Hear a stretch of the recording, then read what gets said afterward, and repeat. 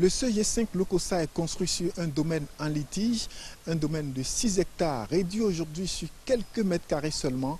Les enfants des donateurs contestent le don et aujourd'hui la conséquence, sur le même domaine, vous verrez leur plantation, leur maison et leur lieu de culte. Le site est divisé en deux, comme vous avez dû le constater. Il y a un ménage qui vit au milieu, il y a une plantation qui se trouve juste derrière les salles et ce que j'utilise comme bureau avec toute mon administration. Il y a un champ de canne à sucre dans lequel je ne suis pas autorisé à jeter même une feuille de papier au risque de faire face à des menaces. Élèves et enseignants sont sous menace. Certains riverains auraient échappé à des coups de machette pour avoir tenté de s'approcher de la plantation ou du domaine. Il arrive aussi à mes apprenants parfois d'aller, puisque c'est le site de leur collège, quand ils voient la canne à sucre mûre, ça les intéresse. Donc je ne fais que supplier. Il y a quelqu'un qui a fait sa maison en plein site du collège et mes élèves ne sont pas autorisés à mettre leur vélo contre la palissade, sinon, attention.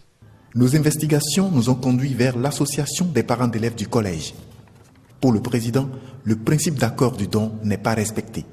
Et le principe d'accord qui avait été donné, c'est que en donnant le domaine, ils doivent enlever leur palmeraie à eux-mêmes, les exploiter et nous laisser le sol.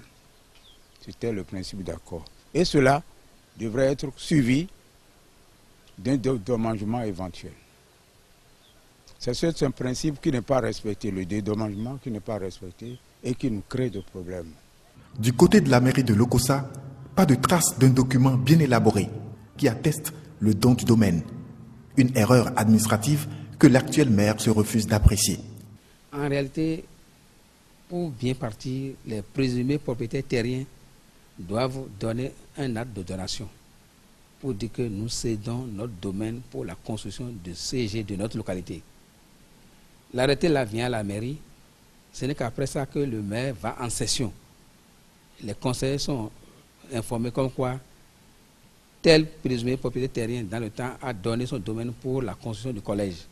Et ce n'est qu'en retour que le maire prend l'arrêté pour attribuer le domaine à la direction de l'enseignement secondaire pour la construction du collège.